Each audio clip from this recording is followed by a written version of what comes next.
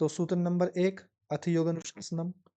फिर योगः चित्तवृत्ति निरोधः, तदा द्रष्टुः स्वरूपे अवस्थानम, वृत्ति सारूप्यम इत्रत्, वृत्त्यः पंचत्यः क्लिष्टा क्लिष्टा। फिर प्रमाण विपर्य विकल्प निद्रा स्मृति। यहां तक हो गए हमारे कितने, 6 सूत्र हो गए। कितने हो गए, 6 सूत्र।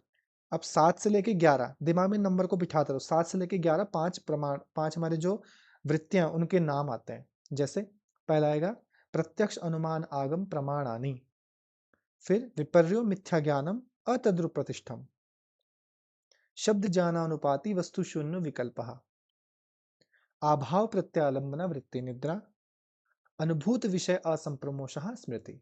तो यहां तक 11 सूत्र हो गए। अब आएगा इसके निरोध का उपाय। तो उपाय क्या है, अभ्यास वैराग्याभ्याम तन्निरोधः। सूत्र नंबर 12 है अभ्यास वैराग्याभ्याम तन्निरोधः। अब याद करना है, अभ्यास के 2 सूत्र थे। अभ्यास क्या है और कैसा होना चाहिए। तो क्या है, तत्र स्थितो यत्नोभ्यासा, उस स्थिति को प्राप्त करने के लिए किया गया प्रयत्न अभ्यास है। और कैसा होना चाहिए, स तु दीर्घकाल नैरंतर्य सत्कार सेवितो दृढ़ भूमि, जो इन सब चीजों से युक्त है वो हमारी भूमि को दृढ़ करने वाला है। अब 2 वैराग्य, 2 समाधियां दिमाग में सेट रखो। 2 अभ्यास के सूत्र, 2 वैराग्य के सूत्र और 2 हमारे समाधि के सूत्र। 6 सूत्र हो गए। 12 के बाद 6 ऐड करोगे 18 तक पहुंच जाओगे। यस नो, है ना। तो ऐसे दिमाग में कौन से बनाना, 2 अभ्यास हो गया 14 तक। अब 2 बच्चे हमारे वैराग्य के। एक है अपर वैराग्य, ऊपर ऊपर से। तो ऊपर से मैं संसार को देख और सुन रहा हूं, तो दृष्टानुश्रविक, और ये सब क्या है, विषय है। विषय, इनसे क्या हो जाऊंगा मैं, डिसअटैच होऊंगा ना। वितृष्णस्य वशिकार संज्ञा वैराग्यम, देखे और सुने हुए विषयों से डिसअटैच हो जाना ही हमारा क्या है, वैराग्य है। फिर दूसरा बोला तत्परम, उस पर वैराग्य में क्या होगा, आप आत्मा का ज्ञान कर लोगे। तो आत्मा के लिए क्या बोले, पुरुष ख्याते। याद रखना, ख्याति वर्ड किसके लिए, ज्ञान के लिए। पुरुष मतलब जीवात्मा। तो तत्परम पुरुष ख्याते गुण वय तृष्णा, गुणों से भी आप तृष्णा रहित हो जाते हो, लगाव रहित हो जाते हो। फिर आगे आपके किसके, समाधि के 2 सूत्र। पहला संप्रज्ञात, फिर असंप्रज्ञात। संप्रज्ञात बोलते ही 4 चीजें उसमें, वितर्क विचार आनंद अस्मिता। इसको तो हिंदी की तरह बोलो, वितर्क विचार आनंद अस्मिता रूप अनुगमा संप्रज्ञातः। एक बारी के लिए कभी किसी के वर्ड मिस भी होते हैं, रूप अनुगमात, कोई दिक्कत नहीं है। इससे कोई क्वेश्चन नहीं बनेगा रूप अनुगमात से। क्या बनेगा, संप्रज्ञात के कितने पार्ट है। तो अगर आप ऐसे ही बोल दोगे वितर्क विचार आनंद अस्मिता संप्रज्ञातः, तो भी चल जाएगा, है ना, हमारे अंडरस्टैंडिंग में चल जाएगा वो भी। फिर हो गया हमारा असंप्रज्ञात के लिए, क्या बोला कि विराम प्रत्याभ्यास पूर्व संस्कार शेषोन्य। याद रखना कि उसमें जो संस्कार है वो शेष रह जाते हैं, इतना आपको दिमाग में याद रखना है। पर कैसे, जब आप प्रैक्टिस करते करते यानी विराम लगा देते हो अभ्यास पूर्वक, है ना, आपकी जो अभी की एक्टिविटीज है आपने अभ्यास कर करके उन पर विराम लगाया, तो केवल संस्कार शेष रह जाते हैं। इसमें 2 चीजें बताई, भव प्रत्यय उपाय प्रत्यय। तो भव प्रत्यय से एक सूत्र आता है 19 नंबर का, भव प्रत्यय विदेह प्रकृति लया नाम। 2 प्रकार के योगी है, विदेह योगी और प्रकृति लय योगी। और इन दोनों की कौन सी लगती है हमारी, भव प्रत्यय नामक समाधि लगती है। दूसरा क्या, उपाय प्रत्यय। तो उपाय प्रत्यय के लिए क्या बोला हमको, 5 चीजें बताई। इसी का दूसरा नाम क्या था, साधन पंचक। याद रखना, साधन पंचक। और ये क्रम से ही आएगा, सीक्वेंस याद करना जरूरी है। मैंने बताया ना 3 तो लड़कियों का नाम है, पहले, तीसरे और 5वें नंबर पे श्रद्धा, फिर स्मृति और प्रज्ञा, 3 तो लड़कियां ही थी। अब इसके बीच में क्या क्या जुड़ा, श्रद्धा वीर स्मृति समाधि प्रज्ञा पूर्वक इतरे शाम। तो 3 भी बीच के याद होंगे, 2 आप फिल कर पाओगे अपने आप, ठीक है। फिर इसके बाद हमको क्या बोला कि समाधि किसके समीप है, तो जिसका संवेग तीव्र है उसकी समाधि समीप है। समीप के लिए क्या वर्ड यूज किया था, आसन्न। आसन्न मतलब समीप है, पास है। तो जिसका विवेक वैराग्य और अभ्यास का संवेग तीव्र है उसके लिए समाधि पास है, यानी उसको जल्दी समाधि की प्राप्ति या समाधि के फल की प्राप्ति होगी। पर उसमें भी लेवल्स हैं, कैसा, मृदु, मध्य, अधिमात्र ततोपि विशेषा। यानी अगर कोई मृदु है तो उससे जल्दी किसकी लगेगी, मध्य वाले की। मध्य जल्दी किसकी लगेगी, अधिमात्र। और अधिमात्र से भी जल्दी किसकी लगेगी, जो उनसे भी विशेष है उसकी समाधि और जल्दी लगेगी, ठीक है। फिर इसके बाद क्या बोला हमको कि क्या कोई और उपाय है, तो हमको बोला हाँ, एक और उपाय है, ईश्वर प्राणिधाना द्वा। क्या बोला, ईश्वर प्राणिधाना द्वा, ठीक है। यानी आप ईश्वर प्राणिधान हो जाओ, ये भी आपका एक उपाय है। तो याद रखो, ईश्वर का नाम जब सबसे पहले यहाँ पे बताया गया, जब ईश्वर के बारे में बताया गया, तो वो कौन सा, सूत्र नंबर 23। याद रखना 23 नंबर के सूत्र से ईश्वर के बारे में व्याख्या स्टार्ट जाती है। ये मैं आपको मोटे-मोटे सूत्र बता रहा हूँ कि मैं आपको अगर नंबर पूछूँ, आपको नंबर से याद आ जाएँगे कि किस नंबर पे कहाँ होगा। क्योंकि 23 से ऊपर 2 चीज़ें बता रखी है, तीव्र संवेग वाली, मृदु मध्य वाली। इसके बाद पूरा ईश्वर का प्रकरण चलेगा। फिर उसके बाद आपका चित्त प्रसादन का प्रकरण चलेगा। तो ये सेट वाइज़ हैं पूरे, ठीक है? तो अपने दिमाग में ऐसे ही रखना है। अगर मैं आपको और शॉर्ट तरीका बताऊँ याद करने का, पहला हो गया हमारा जिसमें योग का परिचय है कि भाई योग क्या है? योग की परिभाषा, ठीक है? उससे क्या होगा? उसके फल, वृत्ति के साथ क्या होगा और अगर नहीं निरोध किया तो क्या होगा? फिर वृत्तियों का नाम, वृत्तियों के प्रकार और नाम, फिर 5 वृत्तियाँ, उसके बाद निरोध का उपाय, 2 अभ्यास के सूत्र, 2 वैराग्य के सूत्र, 2 समाधि के सूत्र, फिर उसके बाद भव प्रत्यय, उपाय प्रत्यय, फिर उसके बाद हमको बताया तीव्र संवेग और आपका मृदु मध्य अधिमात्र। देखो इतने में मैंने पूरे जो 23 सूत्र थे पूरे याद कर लिए। समझ रहे हो? सब कुछ आ गया ना इसके अंदर। तो जब आपके दिमाग में सेट हो जाता है तो आप ऐसे ही शॉर्ट तरीके से सबके सब याद कर लेते हो। अब मुझे पता है कि छठे से सॉरी 7वीं से 11वीं तक 5 वृत्तियाँ हैं। तो जब मेरे दिमाग में सूत्र सेट है तो मैं उसको बार-बार रिपीट नहीं करूँगा। वो मुझे खुद ही फिट होता रहेगा, ऑटोमेटिकली मेरी फीड में आता रहेगा कि ये 5 सूत्र थे उसमें, ऐसी चीज़ें थी। तो जब आप प्रैक्टिस कर लेते हो अच्छी, आज से देखना आप खुद ही, मैंने बताया था ना ये मंत्र खत्म होने दो, ये मंत्र खत्म होने के बाद आपको बस ऐसे ही याद आएँगे सूत्र कि वो 5 सूत्र मुझे पता है ये हैं। आपको बार-बार बोलने की ज़रूरत नहीं पड़ेगी। तो आज आप जो मेहनत करोगे उससे आपको कल फ़ायदा होगा 100%। ठीक? चलिए, तो आज के प्रकरण पे स्टार्ट करते हैं। आज की क्लास हम लोग प्रारंभ करते हैं। कल हमने लास्ट जो पढ़ा था, सूत्र नंबर 23 तक पढ़ा था, जहाँ पे क्या बताया गया था कि तीव्र संवेग से ही समाधि प्राप्त होती है, क्या इसके अलावा कोई अन्य उपाय है? तो उन्होंने बोला हाँ, एक और उपाय है ईश्वर प्राणिधानाद्वा, अथवा आप ईश्वर प्राणिधान हो जाओ। तो ईश्वर प्राणिधान के लिए हमने क्या कहा था? हमने कहा था कि सर्व क्रियाणाम परम गुराव अर्पणम और तत्फलम संन्यासः, अर्थात अपनी सभी क्रियाओं को उस परम गुरु को अर्पित करो। परम गुरु अर्थात ईश्वर को। आप जो भी कर्म करते हो, है ना, तेरा तुझको अर्पण क्या लागे मेरा, जो ऐसी वाली स्थिति है। तो भाई हम जो भी कर्म कर रहे हैं हम सब उसको सौंप के करेंगे, और जो उसका फल भी है वो भी मेरा नहीं है। करता धरता तू ही है, तो जो मेरा फल है उसमें मेरा अधिकार नहीं है, मेरे कर्म जो मैंने किए उसके अकॉर्डिंग मिल रहा है। तो उसका ना तो आपको कोई भाव है ना आपको उसकी आकांक्षा है ना। तो वो जो चीज है उसी को हम क्या बोलते हैं, ईश्वर प्राणिधान हो जाना। अब यहाँ से पूछा ईश्वर, तो अब विद्यार्थी के मन में नया प्रश्न बनता है कि ईश्वर, ये ईश्वर है क्या? आप लोग के कैमरे बंद हो चुके हैं सबके, धीरे धीरे करते हुए, स्मार्टनेस की तरह, है ना, बिल्कुल अपना धीरे धीरे इंटेलिजेंसी दिखाते हुए कि हम हल्के से बंद कर लेंगे तो पता नहीं चलेगा। ठीक है, कैमरे खोल लो, गुस्सा आ जाएगा मुझे। चलो, अब बोला कि ईश्वर क्या है, जो आप ईश्वर ईश्वर कह रहे हो, ये ईश्वर है क्या? तो क्या कहा इन्होंने? कहा क्लेश, कर्म, विपाक, आशय। 4 चीजें बताई, याद रखो। क्लेश, क्लेश आपने सुना है पहले भी ना, क्लिष्टा क्लिष्टा में मैंने बताया था क्लेश। तो यहाँ पे जिन क्लेश का वर्णन किया गया वो क्या है, हमारे 5 क्लेश। किनका वर्णन है? 5 क्लेश। ये आपको दूसरे पाद में मिल जाता है, अभी मैं खाली इसका एक शॉर्ट इंफॉर्मेशन दूंगा।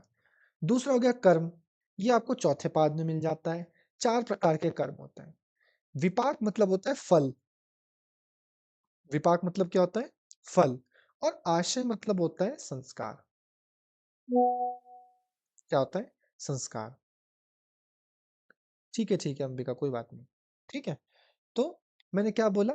4 वर्ड याद रखने हैं आपको, क्लेश, कर्म, विपाक और आशय। अभी याद करो, क्लेश कर्म ये 2 वर्ड तो आप जानते ही हो, है ना? कौन कौन से? क्लेश कर्म। दूसरा है विपाक और आशय, मतलब पाक, पाक जमीन, तो वैसे ही विपाक और आशय, कि इस बात से आपका आशय क्या है, आप क्या कहना चाहते हैं। पर यहाँ पे आशय का मतलब क्या है? संस्कार से। तो बोला अपरामृष्ट, यहाँ पे ये अपरामृष्ट है, ठीक है। र मतलब संधि हो रखी है यहाँ पे, तो आता है यहाँ पे, आशय लिखा हुआ है ना यहाँ पर, देखो अपरामृष्ट। पुरुष विशेष, पुरुष किसको बोलते हैं हम लोग? कोई नहीं बोलेगा, अंबिका जी बोलेंगे, अनामिका जी बोलेंगे, सॉरी। अनामिका जी, पुरुष कौन है? पुरुष किसको बोला गया? सोल को। सोल यानी आत्मा या जीवात्मा। आत्मा तो है, पर कैसी आत्मा है? विशेष आत्मा है, हमारी जैसी नहीं, है ना। हम तो ऐसी हैं बस, हमारा तो बार बार, हम तो फंसे हुए कर्मों में, हम तो फिर भी जन्म ले रहे हैं। पर वो कैसी आत्मा है तो वो भी आत्मा ही, ईश्वर, पर वो कैसी आत्मा है? विशेष आत्मा है ना। वीआईपी बोलते हैं ना, VVIP, very very important person. तो वैसी विशेष आत्मा है, उसी को हम बोलते हैं ईश्वर, वही ईश्वर है। अर्थात जो क्लेश, कर्म, विपाक और आशय, इन चारों चीजों से जो रहित है, इन चारों चीजों का कोई प्रभाव नहीं पड़ने वाला जिस पे, वो पुरुष विशेष, केवल आत्मा नहीं, वो विशेष आत्मा जो है वो ईश्वर है। अब हम इन चार टर्मिनोलॉजी को समझते हैं कि इन सबसे रहित कैसे है। क्लेश मतलब हमारे जो 5 क्लेश है, अविद्या, अस्मिता, राग, द्वेष, अभिनिवेशः, पंच क्लेशः। तो आपको पता है कि जननी कौन है? अविद्या ही है। आपको जो भी चीज, आपके अंदर जो भी फॉल्स नॉलेज क्रिएट हो रही है, उसका जो मुख्य कारण है वो है अविद्या। कैसी विद्या? पहली विद्या तो यही है कि मैं ये शरीर हूं, या मैं एक इंडिविजुअल सोल हूँ, मेरा अपना एक हक है, मुझे ऐसा करना चाहिए वैसा। तो ये क्या है? ये एक अविद्या का भास है। अविद्या हमको ऐसे जकड़े रखता है कुछ विचारों के चक्कर में। उस वजह से हमको लगता है कि जो मैं कर रहा हूँ वो सही है, जो मेरे सोचने का तरीका है वो सही है, जो मैं का भाव करवा देता है। अब वो अविद्या ही हर तरीके से जुड़ी हुई है। उसी से बनता है अस्मिता यानी मैं का भाव, राग यानी अटैचमेंट भी उसी से होती है कि यार इसने मेरे कपड़े क्यों पहन लिए, छोटी बहन को डांट दोगे, ये मेरे कपड़े मत पहना कर तू, है ना। या फिर द्वेष, द्वेष मतलब किसी ने कुछ कह दिया, ज्योति जी ने क्या बोलते हैं, मेरे को ही कुछ कह दिया, सर आप तो अच्छा नहीं पढ़ाते, अब मुझे द्वेष हो गया। अब ज्योति जी आएगी ना तब बताता हूँ, अब मैं ज्योति जी की अलग से टांग खींच रहा हूँ। अब बताओ ज्योति जी, दूसरे पाद का 18वां सूत्र बताओ। ज्योति ने बताया नहीं, चौथे पाद का अलग। तो जबरदस्ती क्यों? द्वेष हो गया ना, उनसे मुझे दुख पहुंचा। जिससे भी आपको दुख पहुंचेगा तो क्या होगा? आपको उससे द्वेष होने लग जाएगा। कैसा है ये? क्यों कहता है ऐसा करके? इसको तो बताऊंगी मैं एक दिन, है ना। और अभिनिवेश, मृत्यु कब है, ये 5 क्लेश। तो आपको क्या लगता है, क्या ईश्वर के अंदर ये चीजें होंगी? क्या अब ईश्वर के अंदर अविद्या होगा, मैं का भाव होगा? क्या उसको अटैचमेंट होगी क्या ईश्वर को? या उसके अंदर द्वेष होगा कि अनामिका जी पूजा नहीं करती, अरे तू पूजा नहीं करती, ओम फट स्वाहा, भस्म कर दिया अनामिका जी को। ऐसा करेगा ईश्वर? क्यों करेगा वो, है ना? नहीं करेगा ना। या ईश्वर को मृत्यु का भय होगा, अभिनिवेश होगा? नहीं। तो इन्हीं के चक्कर में हम क्या करते हैं, क्लेशों से ही जुड़ने के बाद हम क्या करते हैं, कर्म करते हैं। अब सपोज करो कल्पना जी हैं, कल्पना जी या कोई भी ले सकता है इस चीज को। तो कल्पना जी क्लास के लिए आ रही है ना। क्लास के लिए क्यों आ रही है? क्यों आ रही है, कर्म क्यों कर रही है? क्योंकि उसके पीछे राग जुड़ा हुआ है, अटैचमेंट। किसी का अटैचमेंट? कि मेरे को अच्छी जॉब मिलेगी, अच्छी पढ़ाई से अच्छा पैसा मिलेगा, अच्छी पीएचडी में एडमिशन मिलेगा, मैं भी शायद प्रोफेसर बनूंगी, जेआरएफ का पैसा आएगा, बैठे बैठे घर में ऐसा आएगा। मतलब एक ख्याल चल रहा है, राग, अटैचमेंट ही तो है। तो उस अटैचमेंट के चक्कर में क्या कर रही है कल्पना जी? क्लासेस ले रही है ना। किसी को द्वेष हो गया किसी से, तो वो क्या करेगा? अरे विवेक, विवेक तो बहुत बोल रहा था ना उस दिन क्लास में, आ जाने दो, आज देखो मैं कैसे फंसाता हूँ। तो मैं कैसे कर्म कर रहा हूँ? मैं इसके प्रति अन्यायपूर्वक कर्म कर रहा हूँ। तो किसी न किसी अविद्या के कारण या किसी न किसी क्लेश के कारण तो मैं कर्म कर रहा हूँ। तो जो कर्मों का बेस है वो क्लेश है, या तो आप किसी न किसी के राग में करोगे, या द्वेष में करोगे, या मैं का भाव से करोगे, कुछ ना कुछ चीजें। अब कर्म करोगे तो 4 प्रकार के कर्म होते हैं: शुक्ल कर्म, कृष्ण कर्म, शुक्ल कृष्ण कर्म, और अशुक्ल और अकृष्ण कर्म। ये शुक्ल मतलब होता है सफेद, सफेद मतलब अच्छा, अच्छे कर्म। कृष्ण मतलब होता है काला, तो कृष्ण मतलब बुरे कर्म। शुक्ल और कृष्ण, अच्छे और बुरे अर्थात मिश्रित कर्म जो हम लोग करते हैं। कभी तो हम साधु बन जाते हैं, कभी रावण बन जाते हैं, तो हम करते हैं शुक्ल कृष्ण कर्म। और उनसे परे जिसको हम निष्काम कर्म भी बोलते हैं, वो होते हैं अशुक्ल अकृष्ण कर्म। ना तो अच्छा ना बुरा, किसी भी भाव से नहीं है जो, तो होते हैं अशुक्ल अकृष्ण कर्म। तो आपको क्या लगता है, क्या ईश्वर ये चारों प्रकार के कर्म करता होगा? ईश्वर कर्म भी करता होगा क्या? आपको क्या लगता है?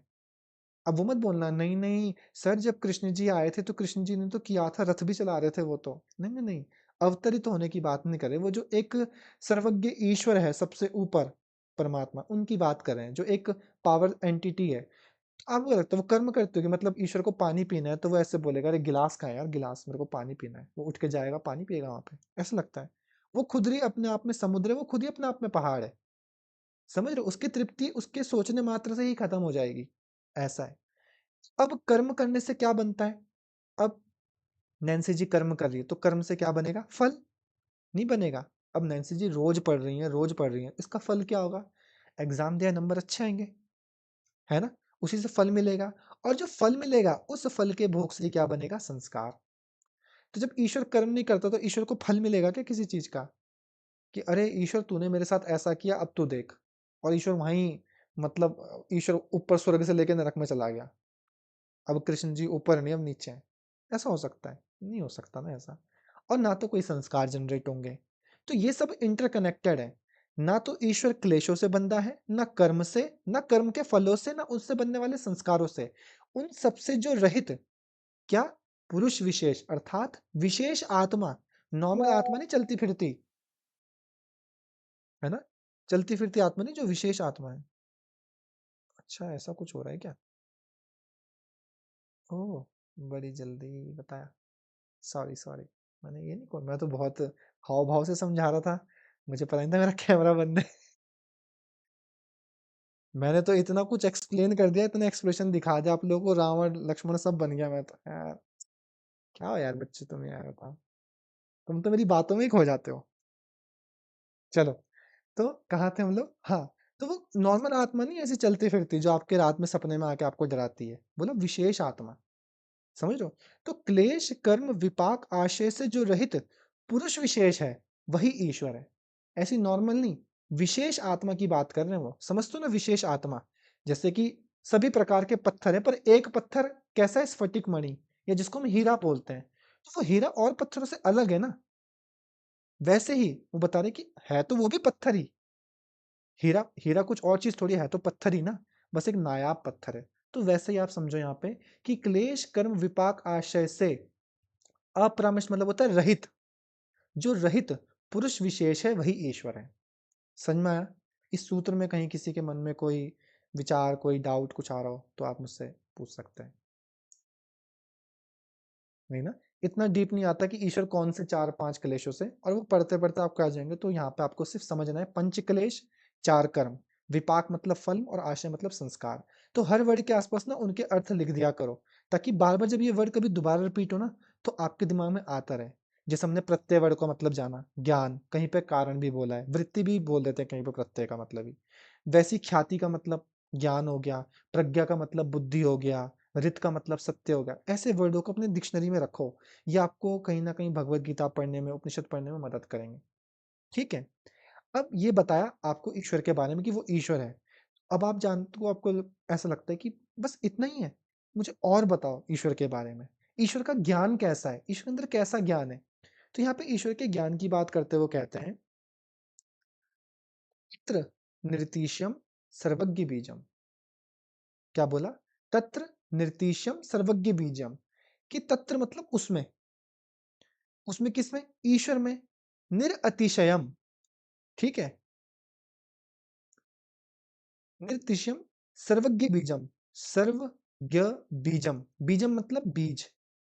बीज की क्वालिटी क्या होती है? बीज की क्वालिटी होती है उत्पन्न करना, है ना? बीज मतलब यही नहीं कि सिर्फ आम का बीज, लीची का बीज, सरसों का बीज, ऐसा नहीं। बीज की जो क्वालिटी है, यहाँ पे जो बीज वर्ड यूज़ किया है किसके लिए?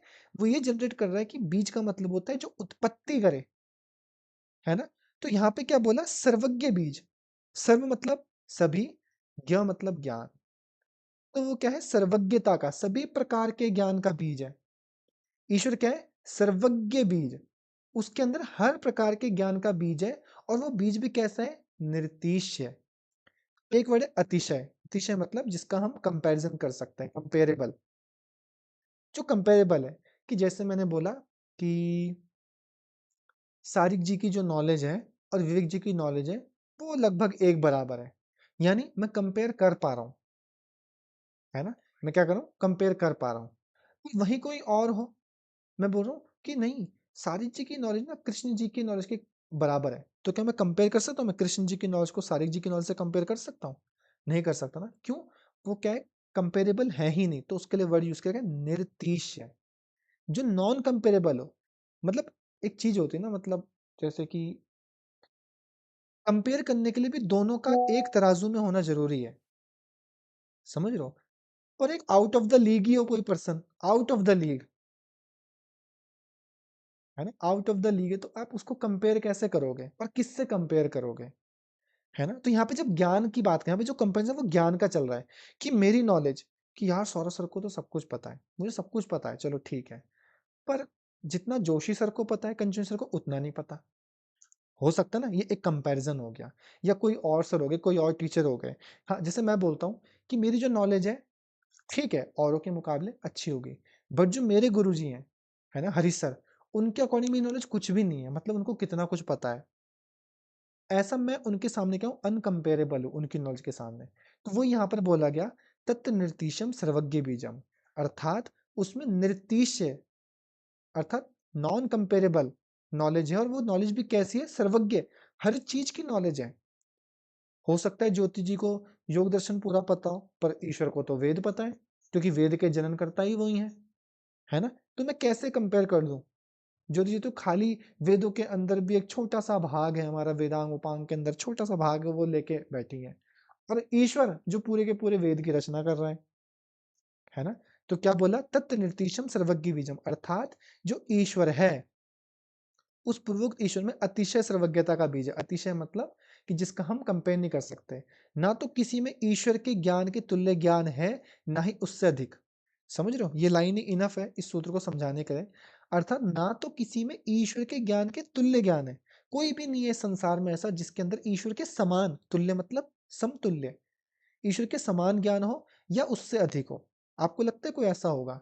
हजार साइंटिस्ट भी मिल जाएंगे तो क्या वो ईश्वर के बराबर नॉलेज रख पाएंगे? क्यों नहीं हो पाता है? क्योंकि वो जो ज्ञान हमारे अंदर आता है ना, उस ज्ञान को डालने वाला ईश्वर है। समझ रहे हो, वो जो ज्ञान हमारे अंदर आता है ना, और हमको जिस पे घमंड होता है कि मैंने ये चीज अचीव करी, उस विचार तक को मेरी बुद्धि तक पहुंचाने वाला ईश्वर ही है। समझ रहे हो, इसीलिए यहाँ पे बोला जाता है। ठीक है, तो क्या बोला उसके ज्ञान के लिए, क्या बोला कि तत्र निर्तीशम सर्वज्ञ बीजम, अर्थात ईश्वर में सर्वज्ञता का बीज है, और वो बीज भी कैसा है, आपका निर्तीश है। निर्तीश अर्थात किसी के भी समतुल्य नहीं है, कोई भी ऐसा नहीं है संसार में जिसका ज्ञान उस ईश्वर के ज्ञान के बराबर हो, अर्थात ईश्वर में अथाह ज्ञान है, अथाह। समझ में आया? तो दो चीजें पढ़ी भी हमने ईश्वर के बारे में। पहला, ईश्वर क्या है, तो बोला चार चीजें, क्लेश, कर्म, विपाक, आशय। कौन कौन सा? क्लेश, कर्म, विपाक, आशय से क्या, अपरामृष्ट। क्या बोला? अपरामृष्ट यानी रहित, पुरुष विशेष, ऐसा ही कोई नहीं, पुरुष विशेष ईश्वर, यानी क्लेश कर्म विपाक आशय से जो रहित विशेष जीवात्मा है या विशेष आत्मा है, वही ईश्वर है। दूसरा, उसके अंदर ज्ञान कैसा है, तो बोला तत्र निर्तीशम सर्वज्ञ बीजम, अर्थात उसमें अनकंपेरेबल या जो भी उसके ज्ञान की तुलना नहीं कर सकता, ऐसा सर्वज्ञता का बीज है, या हर एक प्रकार का ज्ञान उसके अंदर समाहित है ईश्वर के अंदर। ठीक, आगे बढ़े। अच्छा, अभी भी जिज्ञासा खत्म नहीं हो रही है, पूछ रहे और बताओ मुझे ईश्वर के बारे में और क्या है। तो बोला स एषा, स एषा पूर्वेषामपि गुरु कालेन अनवच्छेदात्। समझ रहे हो, क्या बोला, स एषा यानी वह ऐसा, या वह ऐसा, पूर्वेषामपि गुरु, पूर्व मतलब होता है पहले, उत्तर मतलब होता है बाद में। ठीक है, ये दो वर्ड आते हैं, जैसे हमारे मीमांसा है और वेदांत है, तो बोल जाना कि पूर्व मीमांसा उत्तर मीमांसा, है ना, क्योंकि वो एक ही भाग है, उससे पहले के भाग को पूर्व मीमांसा बोल दिया, बाद के भाग को वेदांत बोल दिया, है ना। ऐसा बोलता है, पूर्व मतलब आधा, जैसे उन्होंने डिवाइड कर दिया, उससे पहले पहले की जो चीजें हैं हमारी कर्मकांड पढ़ाई, तो उसको मीमांसा बोल दिया, और जो बात की है ज्ञान का उसको वेदांत बोल दिया। तो पूर्व और उत्तर का मतलब ये होता है, जहाँ पे पूर्व वर्ड आ रखा है यानी पहले, और पूर्वे शाम अपि गुरु यानी वह ऐसा गुरुओं का गुरु है। गुरुओं का गुरु अर्थात पूर्व में जितने गुरु हुए, जैसे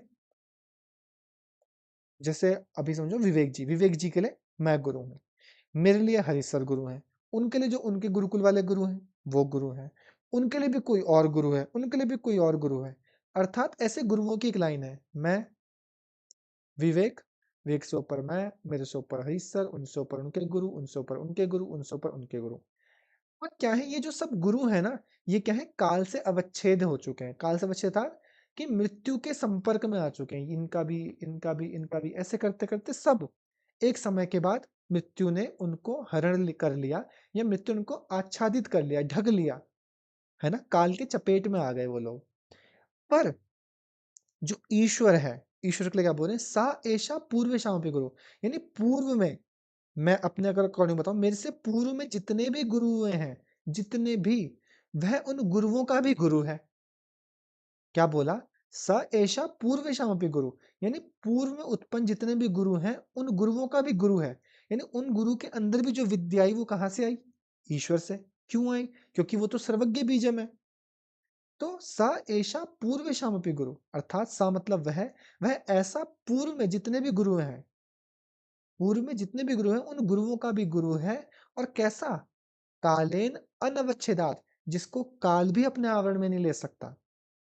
है ना? ईश्वर की मृत्यु थोड़ी हो सकती है ना? इस संसार में जितने गुरु हुए, है ना? कहीं गोरक्षनाथ, कहीं आपका चरपटीनाथ हुए, कहीं मत्स्येंद्रनाथ हुए, कहीं और सिद्ध गुरु और अलग हुए, है ना? कहीं पे महर्षि रमन हुए, चाहे अभी के हों, कबीरदास, जितने भी गुरु हुए, वो उन गुरुओं का भी गुरु है। और ये सब तो फिर भी मृत्यु के संपर्क में आ गए, मृत्यु से आच्छादित हो गए, परंतु वो जो ईश्वर है, उसको काल भी नहीं हर सकता, या काल के द्वारा मृत्यु को प्राप्त नहीं होता। वह ऐसा गुरुओं का गुरु है। समझ रहे हो? तो सा एषा पूर्वेषामपि गुरु, अर्थात वह ऐसा गुरुओं का गुरु है जो काल से भी आच्छादित नहीं होता या काल से भी अवच्छेद नहीं होता, अर्थात जिसको मृत्यु भी नहीं मार सकती। समझे? 3 चीजें ईश्वर के बारे में। क्या बोला हमने पहले?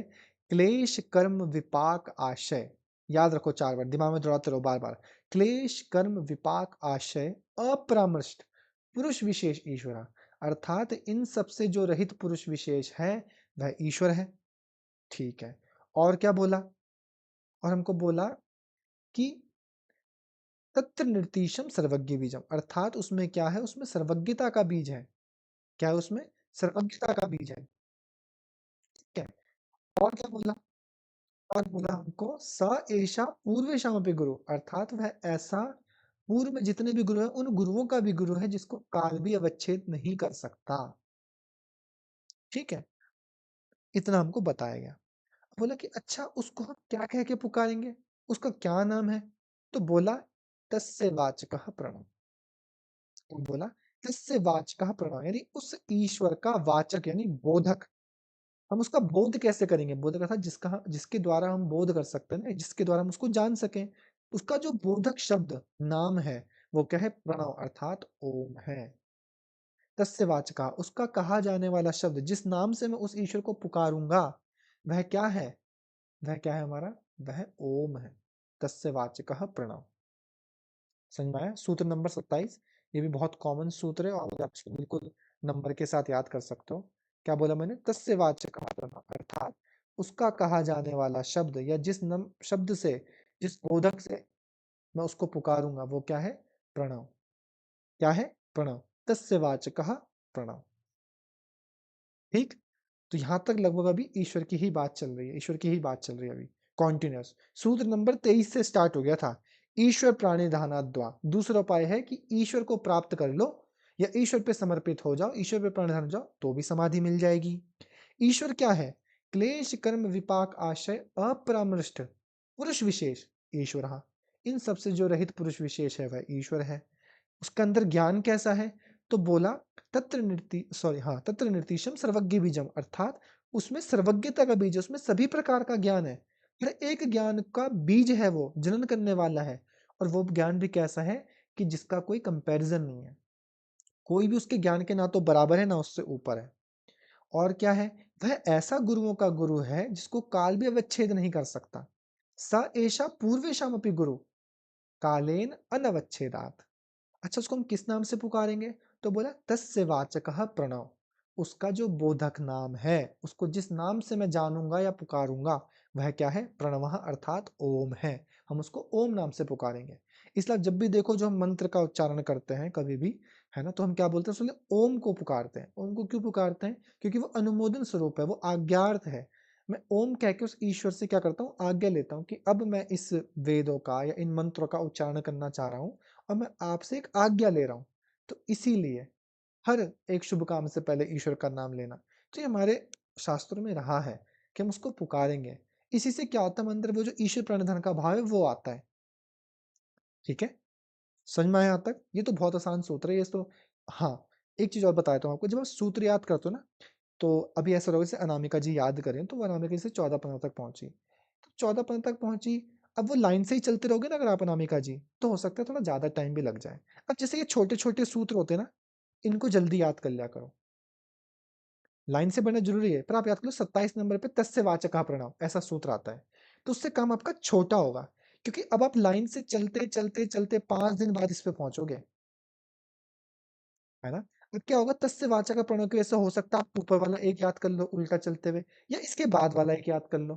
तो आपके 2 सूत्र तो कम हो गए ना। टारगेट ये नहीं कि क्रम से याद होना चाहिए अभी, टारगेट ये कि पहले 51 पता हो।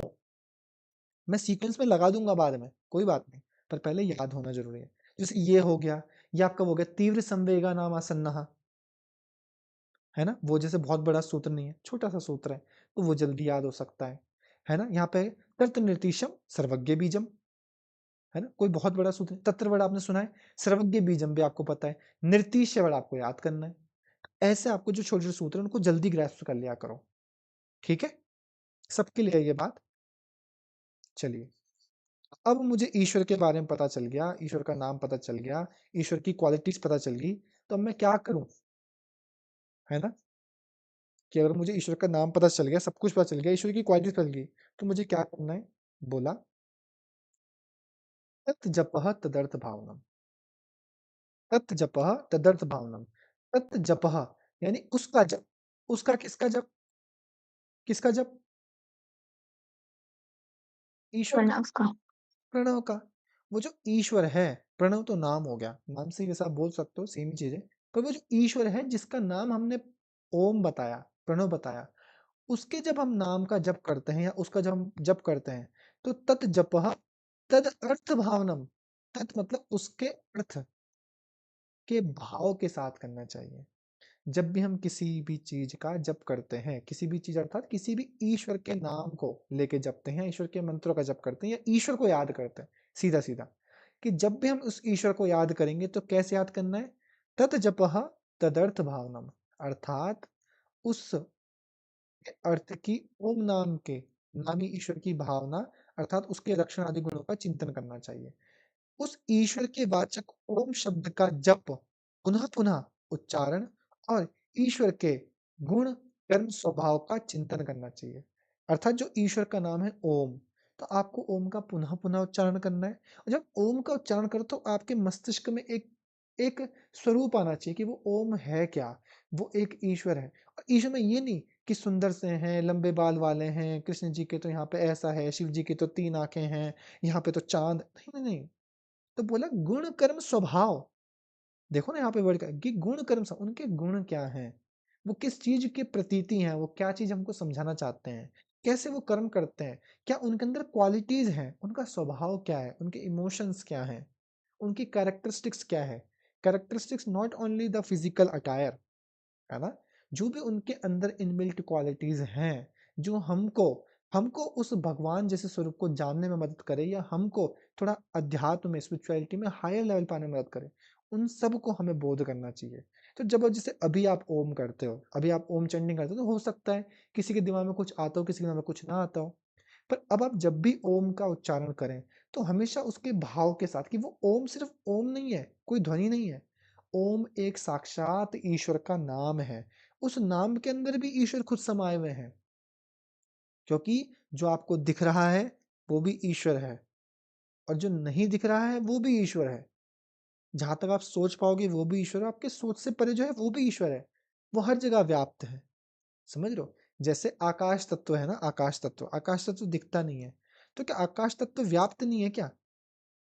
जो आकाश इस कमरे में है, मगर इस कमरे में आकाश अर्थात रिक्त स्थान, ये खाली कमरा है। तो अगर मैं इस खाली कमरे को देख पा रहा हूँ, इसके बाहर भी खाली कमरा है ना? मैं कहाँ तक सोच सकता हूँ? गैलेक्सीज़ तक सोच सकता हूँ या मॉलिक्यूल लेवल तक सोच सकता हूँ। क्या उसके परे नहीं होगा? उसके परे भी जहाँ तक मैं नहीं सोच पा रहा हूँ, वहाँ पर भी आकाश तत्व विद्यमान होगा। तो ऐसा ही ईश्वर है।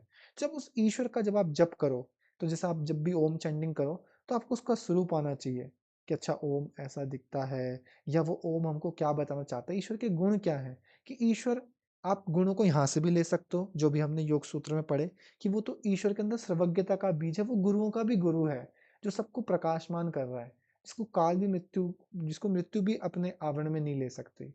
वो क्लेश कर्म विपाक आशय से रहित है, तो यानी वो रहित है, अर्थात वैसा ही हमको भी बनना है। हमको भी क्लेशों से परे होना समझ रहे हो? कर्मों से विमुख होना है। कहाँ पर जाना? निष्काम कर्म में, है ना? शुक्ल अकृष्ण कर्म में जाना है। हम उन कर्मों के फल के भी अधीन नहीं होंगे और ना जो उनसे बनने वाले संस्कार हैं, उनके वशीभूत होंगे। तो इन सब क्वालिटीज को अपने अंदर क्या करना है? समाहित करने की कोशिश करनी है ना? तो ये हमको यहाँ पे बताएगा कि तत् जपः तदर्थ भावनम, उस ईश्वर का जप उसके अर्थ भाव से करना चाहिए। Yes no? यहाँ तक समझ में आया? किसी का कोई प्रश्न है तो पूछ सकता है। 2 मिनट सांस लीजिए, पानी पीजिए, फिर आगे बढ़ते हैं। सर एक बार प्रोनाउंसिएशन बता दीजिए इसका। हाँ, वैसे अगर आप यहीं से पढ़ेंगे डायरेक्ट तो यह है तज्जपस तदर्थ भावनम। आप इसको ऐसे बोले तज्जपस तदर्थ भावनम। तो जैसे ज ज दो वर्ड है तो वो हल्का टच होके जाता है, तज, है ना? तज्जपस तदर्थ भावनम। और जब आप इसको तोड़ के पढ़ते हैं, है ना, जैसा नीचे लिखा हुआ है, तो जैसे मुझे तोड़ के पढ़ना ज्यादा अच्छा लगता है क्योंकि मुझे याद रहता है कि किस शब्द का क्या अर्थ है। कि तत् जपः तदर्थ भावनम, तत् मतलब उसका, जप मतलब जप, उसका जप, तदर्थ भावनम उसके अर्थ भाव के साथ, कि ईश्वर के नाम का है, जिस ईश्वर को आप याद करो उसका अर्थ है क्या, क्या है वो ईश्वर। तो उसका जब उसके अर्थ भाव से करो, उसके गुण कर्म स्वभाव के आधार पे करो। समझ में आया? उसको अपने मन में रखते हुए, तो ये बताएगा।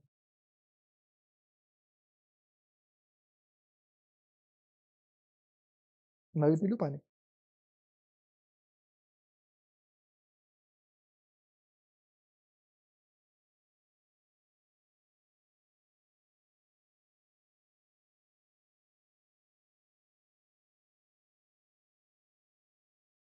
समझ में आ रहा है आप लोगों को यहाँ तक?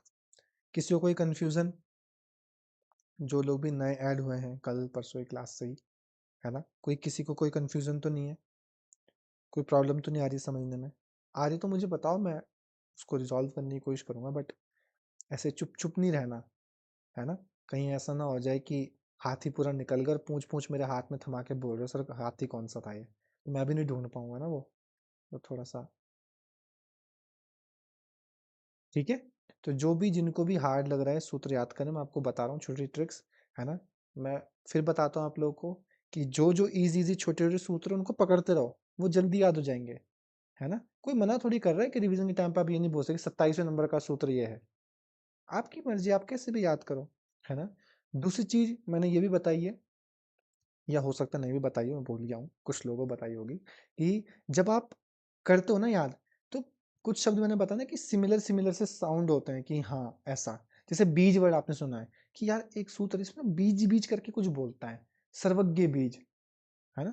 वहां से कि बीज मतलब क्या होता है, तो आपके दिमाग में चाहिए कि आम का बीज आपके दिमाग में आ गया, या आपके अंदर केले का बीज आपके दिमाग में आ गया, है ना? तो ऐसे आपके दिमाग में कुछ आए, उससे सिमिलर वर्ड की ऐसा कुछ था। एक ना वो वाला सूत्र था जिसमें ना वो कुछ मतलब हमारे क्लेश कर्म जैसा कुछ था, हम कर्म करते हैं उससे संस्कार बनते हैं, कुछ वर्ड तो आए आपके दिमाग में ताकि उसको कोरिलेट कर पाओ। तो हमेशा जब आप सूत्र पढ़ो तो देखो कि क्या कुछ वर्ड उसमें ऐसे हैं जो मेरी डेली लाइफ से या किसी भी चीज से अटैच होते हैं। तो याद रखो कि वो जो अटैच होने वाली चीज है उसको आप उस सूत्र नंबर पे रख दो, कि इसके बाद ना वो वाला सूत्र था, कि मैं एक बार घूमने गई थी ना, तो वहां पर से कुछ रिलेटेड एक सूत्र था, ऐसा कुछ। ठीक है? तो ऐसा आपको अपने दिमाग में रखना है। ठीक है? बढ़े आगे बढ़े। चलिए नेक्स्ट सूत्र पे आते हैं हम लोग।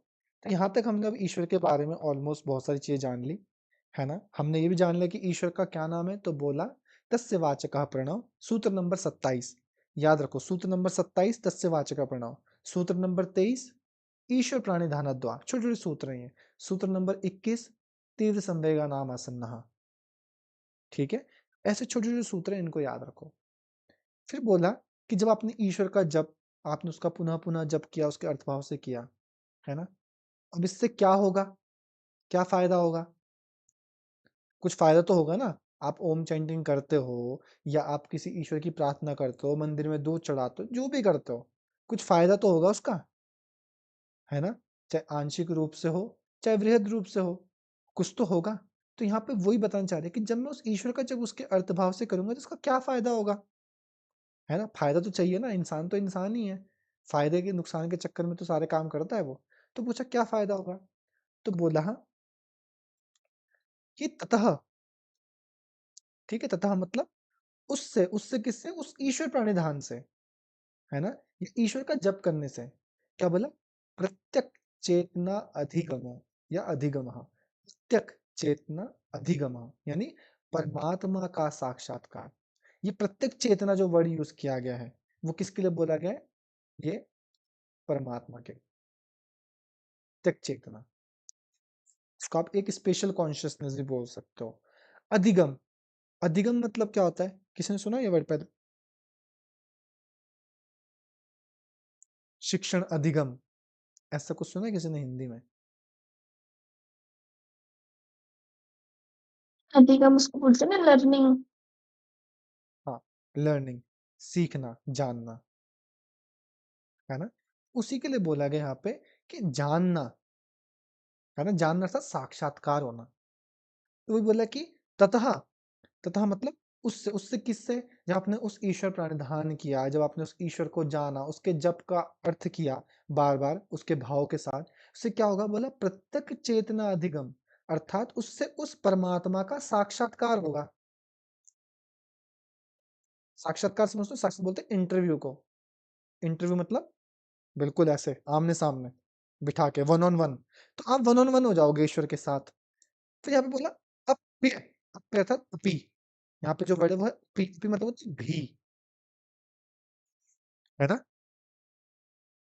क्या बोला मैंने? भी।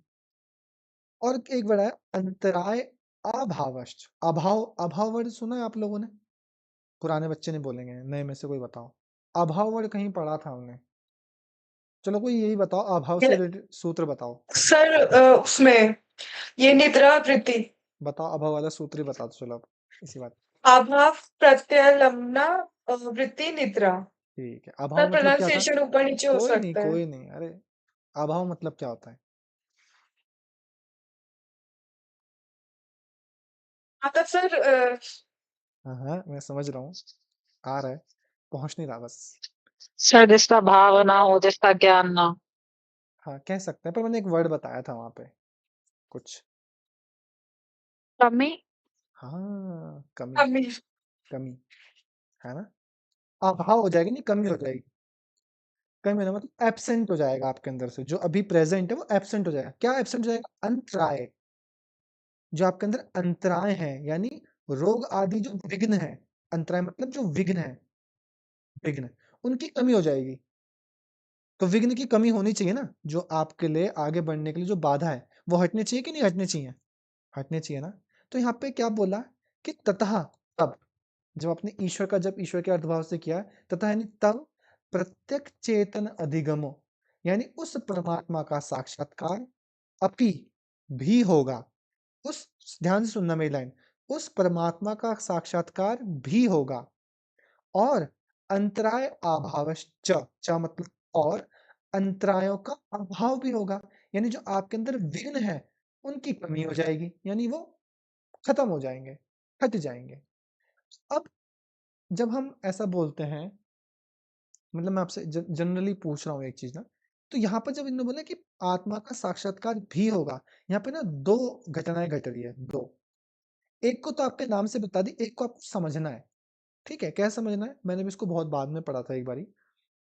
जैसे मैंने बोला कि पूजा जी हैं, है ना? पूजा जी बहुत दिनों बाद मुझसे मिल रही हैं, या क्लास में है, या कभी भी मुझसे मिलती हैं, मेरे लिए कुछ लेके आए, है ना? कुछ भी खाने पीने के लिए कुछ लेके आए। मैंने उनको बोला कि आप वो भी लाए क्या? मैंने क्या बोला कि आप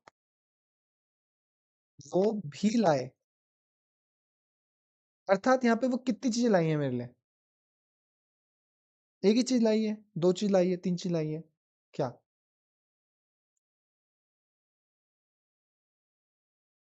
है पूजा जी, आप ही बताओ। मैंने आपसे बोला कि आप वो भी लाए क्या मेरे लिए? सर हो सकता है कि मैं जो लाई हूँ उसके अलावा आप और कुछ भी एक्सपेक्ट कर रहे हो है ना? कि शायद। हाँ, हाँ। तो ये तो भी जब लगता है अर्थात दो चीजें घटित हो रही है, ये आपको जानना है। हम्म मैं भी तभी तो बोलूंगा, है ना, कि अरे उसको भी लेके आना, है ना, या तुम भी आना। मैंने सुना कि तुम भी आना, मतलब कोई और भी आ रहा है, तुम भी आ जाना, यही तो मतलब हुआ। तो यहाँ पे जब इन्होंने यूज किया ना, यहाँ पे इन्होंने क्या बोला, देखो इन्होंने बोला कि ततः तब प्रत्यक चेतना अधिगमो अपि, ईश्वर का साक्षात्कार भी होगा। भी मतलब वो भी हो जाएगा, पर उससे पहले एक और घटना घटेगी। अच्छा, ईश्वर का साक्षात्कार करने से पहले एक घटना क्या घटनी चाहिए? ईश्वर का साक्षात्कार करने से आपको सबसे पहले क्या जानना चाहिए? उससे पहले आपको क्या लगता है कि वो तो सबसे लास्ट थी हो गई, उससे पहले आपको क्या जानना चाहिए? या कब ऐसा होगा कि ये जानने के बाद आप कैपेबल होंगे ईश्वर को जानने के?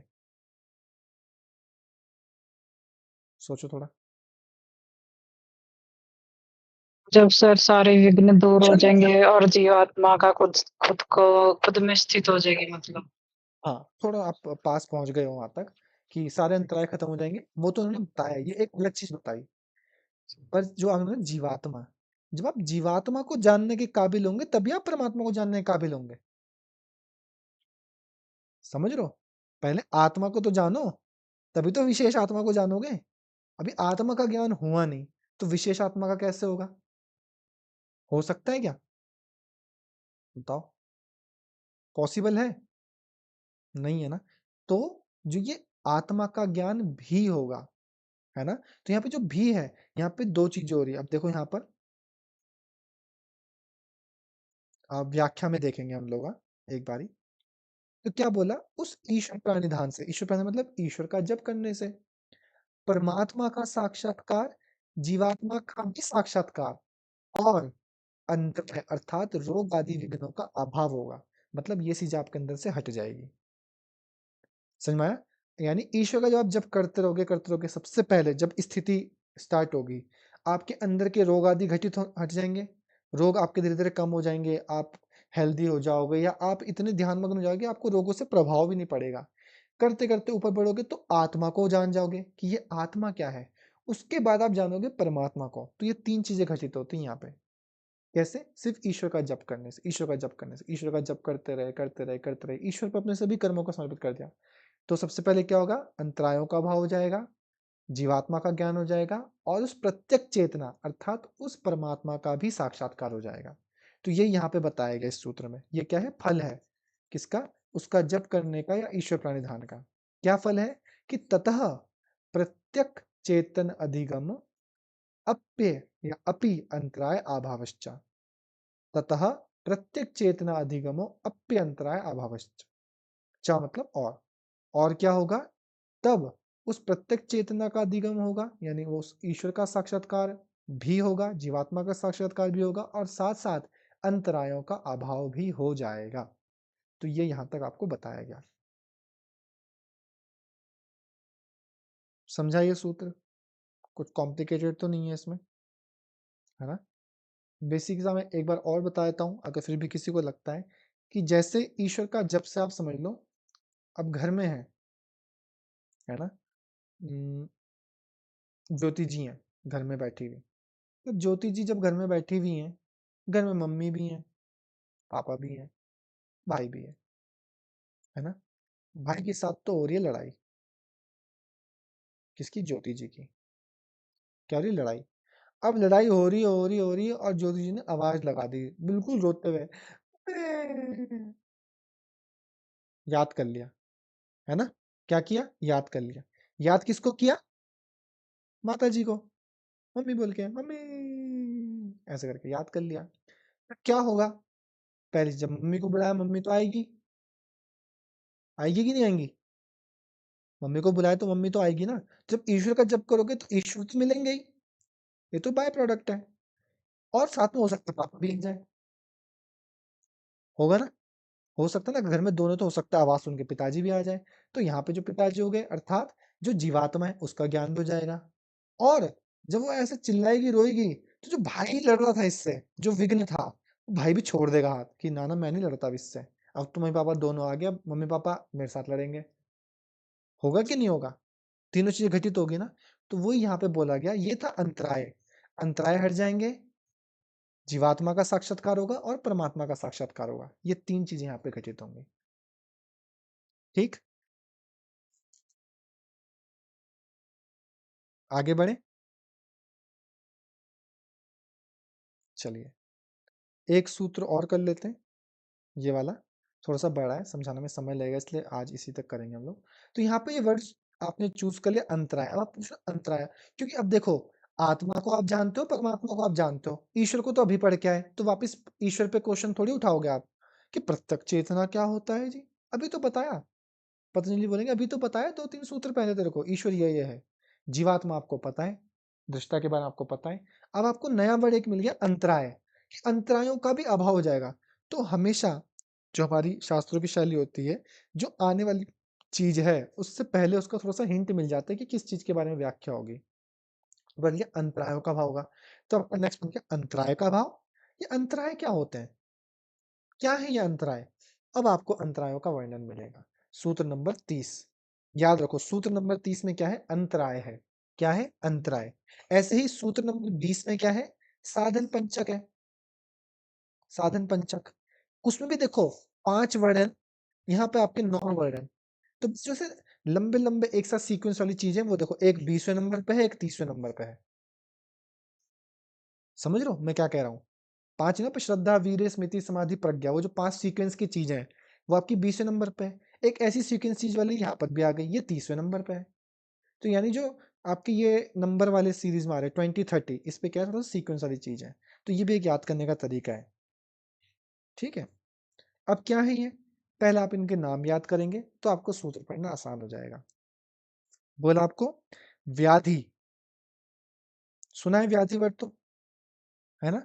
आदि व्याधि से सुना होगा, है ना? तो व्याधि मतलब क्या बोल रहे हैं? समझाता भी रहता हूं मैं साथ साथ ना, फिर हम पूरे सूत्रों को समझेंगे। व्याधि, धातु रस तथा इंद्रियों की विषमता।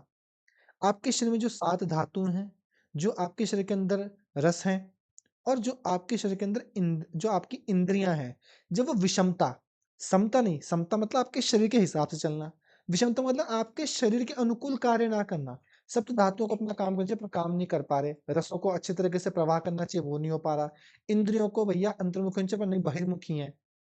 इससे क्या होगा, आपके अंदर शरीर में क्या होगा, व्याधि उत्पन्न होगी। व्याधि मतलब जो फिजिकल इलनेस है। ठीक है, क्या बोलेंगे आप, फिजिकल इलनेस, उसको बोलते हैं व्याधि। समझ में आया? तो क्या आएगा, जो अंतराय है उसमें से पहला अंतराय कौन सा है, व्याधि। कौन सा है, व्याधि। दूसरा हो गया आपका स्त्यानम। ठीक है, स्त्यान, तो ये हमारा स्त्यान बड़े मतलब होता है हमारा स्टे। स्टे मतलब क्या होता है, चोरी करना, है ना, चोरी, चोरी को बोलते हैं स्टे। ठीक है, तो यहाँ पे स्त्यान बड़े वो चोरी है, पर कैसी चोरी, सत्य कर्मों में अप्रीति। स्त्यानम मतलब सत्य कर्मों में अप्रीति, मतलब जो भी सत्य कर्म है, जो भी आपके ऐसे पॉजिटिव कर्म हैं जो आपको करने चाहिए, पर आप उनसे क्या करो, अपने मन को चुरा रहे हो कि छोड़ना यार, कौन करेगा यार ये, है ना? कि जैसे आपको पता है कि योग सूत्र पढ़ना जरूरी है, क्या पता कुछ बच्चों में कोई बच्चे से यार कौन करेगा रिवीजन, यार मैं बार बार थोड़ी पढ़ूंगी इसे, है ना, कल देखती हूँ यार, कल कर लूंगी, सर को बोल दूंगी सर हाँ हो गया है, कौन से कि सर पूछते ही हैं, है ना? तो ये क्या हो गया, सत्य कर्मों से अपने, उनको पता है कि इससे उनका फायदा होना है, उनका ही तो फायदा है, मेरा थोड़ी होना है। अब ऐसा थोड़ी कि मैं अगर दूसरी बार जेआरएफ निकाल दूंगा तो मेरे को स्कॉलरशिप ज्यादा मिलेगी, ऐसा थोड़ी होगा, वही देंगे वो। वही बोला सत्य कर्मों के में अप्रीति, यानी सत्य कर्मों से जी को चुराना, वो गया स्त्यान। समझ लो इंग्लिश वर्ड क्या बोलेंगे हम लोग, कुछ है किसी पे इंग्लिश वर्ड इसके लिए, स्त्यान के लिए? नहीं, चलो कोई नहीं, संशय, इसके लिए तो है डाउट, डाउट बोलते हैं। एक विषय में 2 प्रकार का परस्पर भिन्न भिन्न ज्ञान, अर्थात यह पदार्थ ऐसा है अथवा ऐसा नहीं है। यानी संशय कब आता है, डाउट किसको बोलते हैं, कि जब आप एक विषय में 2 विचार लेके चलते हो, 2 विचार लेके चलते हो मतलब, यार नेट की तैयारी करूं ना करूं, यार क्या करूं, पीएचडी भी चल रही है साथ में, थीसिस भी तैयार करनी है, ये भी करनी है, हो पाएगा मेरा, हो कर पाऊंगी, याद कैसे करूंगी इतने सारे सूत्र, यार कर लूंगी तो पर जेआरएफ भी तो निकल जाएगा, है ना, फायदा भी तो हो जाएगा, एक और मेरे पे अचीवमेंट जुड़ जाएगी। तो ये क्या हो रहा है, एक विषय के पीछे 2 विचार चल रहे हैं, यानी आप इसमें हो डाउट में, उसको बोलते हैं संशय। ठीक है, फिर हो गया प्रमाद। प्रमाद मतलब यम नियम आदि समाधि के साधनों का आचरण ना करना, ध्यान नहीं देना, महत्वहीन समझकर उपेक्षा करना, लापरवाही करना। है ना? कि यम नियम समाधि के जो साधन हैं कि भैया आपको लगता है आसन करना चाहिए, प्राणायाम करना चाहिए, तो आप उनका आचरण मतलब उनका आप आश्रय नहीं ले रहे हो या उनकी आप प्रैक्टिस नहीं कर रहे हो कि छोड़ो ना, क्या ही होता है ये, क्या ही होगा ये योगा वोगा करके, कुछ नहीं होता योगा वोगा करके, प्राणायाम बस सुबह शाम बैठो, फालतू में लोग बोलते रहते हैं ऐसा करो। क्यों आप उनको महत्वहीन समझ रहे हो? कैपेबल हो पर आप उनको क्या बोलते हैं इंपॉर्टेंस नहीं दे रखो, तो वो होता है प्रमाद। फिर हो गया आपका आलस्य। बोला शरीर या चित्त के भारीपन के कारण योग अभ्यास में प्रवृत्त ना होना। कि एक तो है कि आप महत्वहीन समझ रहे हो, प्रमाद और आलस्य दोनों अलग अलग चीज है ना? यानी आपका शरीर ठीक है, प्रमाद में क्या आपका शरीर ठीक है, पर मन से आप लापरवाही कर रहे हो काम को करने के लिए, महत्वहीन दे रहे हो या बोलो कि छोड़ो ना, कौन कर रहा, बेकार सा काम है ये, योगा इंस्ट्रक्टर बनना, बस आओ जाओ सुबह शाम, कौन लेगा इतनी क्लास, ये होगा महत्वहीन समझना। दूसरा है आलस्य, शरीर या चित्त के भारीपन के कारण योगाभ्यास में प्रवृत्त ना होना। अर्थात टीचर तो बन गए, यार बहुत बारिश हो रही है यार, कौन जाएगा क्लास लेने, एक काम करती हूँ ग्रुप में मैसेज डालती हूँ आज छुट्टी है बच्चों, और छुट्टी कर दी वहां पे। तो ये हो गया आलस्य। क्यों? कंबल नहीं हट रहा ना ऊपर से, मोटा सा कंबल सर्दियों में, कौन लेगा 6 बजे की क्लास, 5 बजे की क्लास, तो वो होता है आलस्य। समझ लो, एक हो गया प्रमाद, एक हो गया आलस्य। आलस्य है शरीर या चित्त का भारीपन, भारीपन मतलब आपको ऐसा लग रहा है कि यार कौन इतनी मेहनत करेगा उठ के, है ना, कौन जाए, छोड़ो मेरा बदन भी टूट रहा है, तो वो। फिर हो गया अविरति। विरति मतलब होता है वैराग्य, वैराग्य मैंने आपको बताया ना डिसअटैचमेंट, पर अविरति, अ लगने से मतलब डिसअटैचमेंट ना हो पाना यानी अटैच रहना, यानी वैराग्य का अभाव। वैराग्य का अभाव मतलब राग, अर्थात विषयों में राग, यही बोल रहे हैं यहाँ पे कि जब चीजों से डिसअटैच नहीं हो पा रहे हो, ये भी एक प्रकार का अंतराय है ना? कि सर मतलब मैं पढ़ तो रही हूँ, पर ना मेरी आदत है, मैं ना रोज शाम को ना बहुत मतलब 2 घंटे तो बस फोन ही चलाती रहती हूँ, मेरे पे ना सर समय नहीं है पढ़ने का। अरे 2 घंटे क्यों? आप उस फोन चलाने की जो हैबिट है उससे आप अटैच हो रखे हो ना, कि यार फोन नहीं चलाऊंगी, रील नहीं देखूंगी तो कैसे कटेगा दिन, है ना? तो वो चीज वहां पे बताएगी, वो क्या हो गया अविरति, यानी डिसअटैच ना हो पाना। फिर आ गया आपको भ्रांति दर्शन, अर्थात विपरीत ज्ञान। भ्रांति, कोई आपको किसी चीज के बारे में गलत नॉलेज दे रहा है, आपको विपरीत ज्ञान दे रहा है, अरे योगा, क्या होता है योगा करने से, कुछ भी नहीं होता, साधु महात्मा बनोगे क्या, है, शक्ति वक्ति आ जाती है उसके बाद, तो मैंने सुना बाबा रामदेव बनोगे, ऐसे तो बोलते लोग कि योगा करके कुछ भी नहीं होता। अरे शरीर तोड़ोगे क्या, इतना क्यों मुड़ रहे हो, इतना क्यों बैक बेंडिंग कर रहे हो, अरे तुम तो सर्कस वाले हो। तो ये क्या है, फॉल्स नॉलेज है सारी, उसको बोलते हैं भ्रांति दर्शन, विपरीत ज्ञान दिखाना आपको, उस नॉलेज जो भी आप चीज कर रहे हो या जिस भी विषय में आप हो उसका विपरीत ज्ञान दिखाना, तो उसको बोलते हैं भ्रांति दर्शन। फिर हो गया अलब्ध भूमिकत्व, भूमि मतलब अवस्था, भूमि पढ़ने में चित्त की भूमि अवस्था, लब्ध मतलब प्राप्त, बोलते हैं ना उपलब्ध, तो वहाँ पे लब्धि है ना, लब्धि मतलब प्राप्ति। तो भूमि की प्राप्ति मतलब नहीं कर पाना, यानी समाधि की प्राप्ति ना होना, कि सर मेरे को तो इतना टाइम हो गया सर योग करते करते, तो हठग्रंथ तो बोलते हैं कि 12 साल में ये मिल जाती है समाधि, सर अब मेरे को तो 14 साल हो गए, तो मेरे को तो समाधि नहीं मिली। अब ये इस चक्कर में कि कुछ नहीं होता योगा करने से, मैंने तो 14 साल करके देखा कुछ भी नहीं होता, और आप हट गए वहां से। कुछ लोग होते हैं ना, 1 महीना क्लास करते हैं, मैं तो नहीं करूंगी योगा वोगा, मैं तो पतली नहीं हुई उससे, बेकार है ना? तो उनके लिए समाधि का स्तर पतला होना था, उनको ये दिखा कि उस 1 महीने में वो जितनी बीमारियों से भर सकते थे वो बीमारियां नहीं आई उनके पास, है ना? या वो उनका वेट इंक्रीज भी नहीं हुआ, शायद डिक्रीज नहीं हुआ पर इंक्रीज भी नहीं हुआ, या वो फ्लेक्सिबल हो गई सेम वेट के साथ, मसल्स में स्ट्रेंथ बढ़ गई, वो सब चीज नहीं देख रहे हैं। तो यानी वो समाधि को प्राप्त ना होना, आप समाधि को प्राप्त नहीं हो रहे हो। और अनवस्थित तत्वानी, यानी समाधि प्राप्त होने पर भी पुनः चित्त का स्थिर ना होना, यानी आप जैसे तैसे समाधि तक पहुंच तो गए, जैसे तैसे समाधि तक पहुंच गए, पर आपकी बुद्धि संसार के प्रति, और अब वापस से संसार के प्रति गिर गए, यानी पहुंचने के बाद भी वहां पे स्थिर ना हो पाना, जो होता है अनअवस्थित तत्वानी। अवस्थित, अवस्थित मतलब टिक जाना, पर अनवस्थित यानी समाधि तक पहुंचकर वहां पे टिक ना पाना।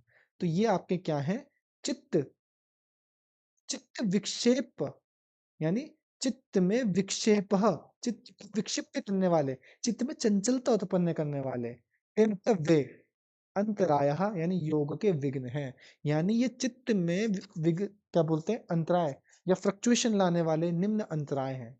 कौन कौन से? ये 9। क्या बोला हमने? व्याधि, स्त्यान, संशय, प्रमाद, आलस्य, अविरति, भ्रांति दर्शन, अलब्ध भूमिकत्व, अनअवस्थितत्वानि, चित्त विक्षेपास्त अंतरायः। समझ में आया? थोड़ा बड़ा सूत्र है, अभी तक का सबसे बड़ा सूत्र यहाँ पे आया। मुश्किल नहीं है, पर मैं आपको सही बताऊं मुश्किल नहीं है, बस आपको ये याद करना है। व्याधि, स्त्यान, संशय, प्रमाद, व्याधि, स्त्यान, संशय, प्रमाद, आलस्य, विरति, है ना? जैसे एक वी हो गया, वी, 2 सांसें, एस एस, फिर प्रमाद, एक पी से हो गया, आलस्य, अविरति, 2 ए से हो गए, ठीक है? फिर भ्रांति दर्शन, एक बी से हो गया, फिर 2 ए से हो गए। देखो, तो V S S P A A B A A ऐसे भी बना सकते हो। तो वी से व्याधि, स्त्यान, संशय, पी से प्रमाद, आलस्य, वृत्ति, बी से भ्रांति दर्शन, अदर भूमिकत्व, अनवस्थितत्वानि। हो सकता है अभी ये वर्ड याद भी ना आए कि यार ऐसा क्या है। इतना तो है, लास्ट में 2 बड़े बड़े से वर्ड थे, एक तो ए से आलस्य था, एक था वैराग्य, अविरति, विरति ना हो पाना, एक था व्याधि, स्त्यान और संशय, 2 चीजें। ऐसे थोड़े थोड़े तो याद आएंगे, छोटे छोटे कौन कौन से वर्ड है। एटलीस्ट उसके 3 तो लगे, ये वी से व्याधि है, प्रमाद है और भ्रांति दर्शन, ये तीनों तो अलग अलग वर्ड है, ये 3 तो याद आएंगे, उनके बीच में आपको सजेस्ट करना आसान हो जाएगा। तो ये भी तरीका है इसको याद करने का, ठीक है? तो ये क्या है, हमारे 9 अंतराय हैं। और ये 9 अंतराय कैसे हटते हैं? कैसे हटेंगे ये 9 अंतराय?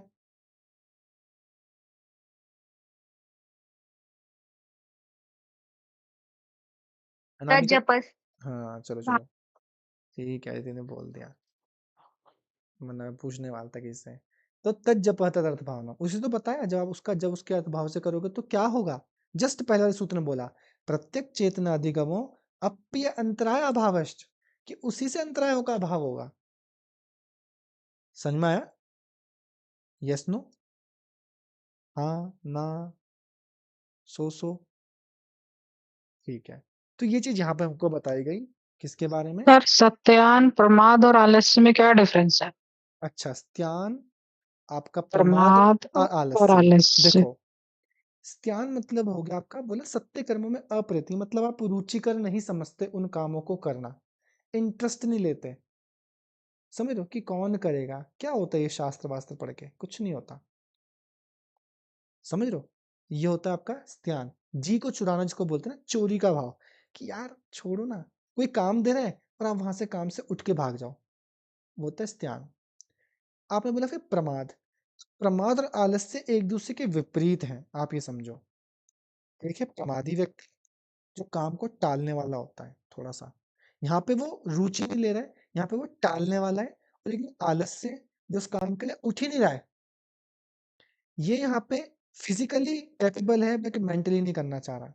ये यहाँ फिजिकली कैपेबल नहीं है, मेंटली सोच तो सकता है कि यार क्लास ले लूं क्या, फिर उसका शरीर उसको तोड़ रहा है कि छोड़ो ना, कौन उठेगा रजाई से, कौन बाहर निकलेगा, कौन सुबह 5:30 बजे उठ के खुद से काम बंद करेगा, कोई फोन कर दे तो मैं उठ जाऊं क्लास ले लूं, है ना? ऐसा प्रमादी व्यक्ति होता है जो फिजिकली तो कैपेबल है पर मन को हटा रहा है वहां से, कि छोड़ो ना, मेरे को नहीं करना ये काम यार, मैं नहीं जाना चाहता। और आलसी व्यक्ति वो है जो फिजिकली कैपेबल नहीं हो पा रहा उस काम को करने के लिए, उसका मन उसको, या उसका शरीर ऐसा भारी हो रहा है, जिससे कभी कभी हम भी होते हैं ना, कि हमारा शरीर टूट रहा होता है, हम इसलिए काम नहीं कर रहे हैं। कभी कभी ऐसा होता है कि मैं हूं तो ठीक, मेरा मन नहीं है काम करने का, इसलिए नहीं कर रहा हूँ। और ध्यान ऐसा होता है कि ना तो शरीर टूट रहा है ना मन टूट रहा है, कुछ नहीं है, बस मैं इंटरेस्टेड ही नहीं हूँ, कोई मुझे कुछ काम दे रहा है, मैं जी चुरा के भाग जा रहा हूँ वहां से, कि क्यों करूँ यार, मुझे पसंद नहीं जब ये काम, है ना, माई लाइफ माई रूल्स, ऐसा वाला हिसाब। समझा मैम? थोड़ा। हम्म हम्म हम्म हम्म। सबने बोल दिया, मैम ने नहीं बोला, हाँ ना? हाँ सर। अच्छा, मुझे लगा मैम मेरा टेस्ट ले रही है। ठीक है, तो बस यहाँ तक आपको बताया गया इन सब चीजों के बारे में, है ना?